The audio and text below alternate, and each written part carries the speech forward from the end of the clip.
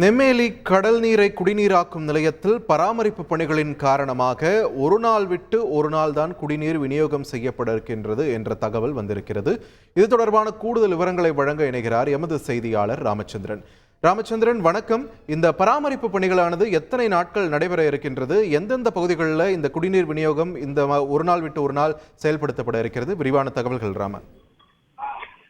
வணக்கம் பார்த்திபன்.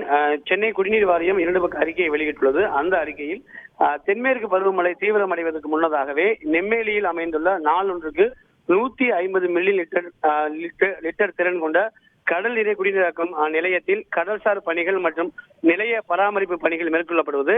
இதன் காரணமாக வரக்கூடிய 24ஆம் தேதி முதல் அடுத்த மாதம் 2ஆம் தேதி வரை 10 நாட்களுக்கு மண்டலம் 9, மண்டலம் 13, மண்டலம் 14 மற்றும் 15 ஆகிய பகுதிகளும் அதே போல தாம்பரம் மாநகராட்சிக்கு உட்பட்ட பகுதியிலும் ஒரு நாள் விட்டு ஒரு நாள் மட்டுமே குடிநீர் வழங்கப்படும் என்றும் மண்டல வாரியாக எந்தெந்த பகுதியில் என்றும் ஒரு பட்டியல் வாரியாக வெளியிடப்பட்டுள்ளது.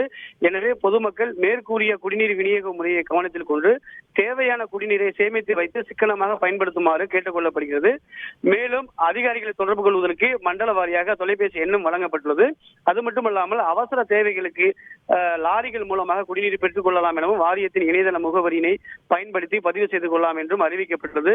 மேலும் குடிநீர் இணைப்பு இல்லாத பகுதிகள் மற்றும் அழுத்தம் குறைவான பகுதிகளுக்கு குடிநீர் தொட்டிகள் மற்றும் தெரு நடைகளுக்கு லாரிகள் மூலமாக வழங்கப்படும் குடிநீர் விநியோகம் எந்த விதமான தடையின்றி வழக்கம் போல் சீரான முறையில் வழங்கப்படும் என்றும் சென்னை குடிநீர் வாரியம் அறிக்கையின் வாயிலாக வலியுறுத்தியுள்ளது.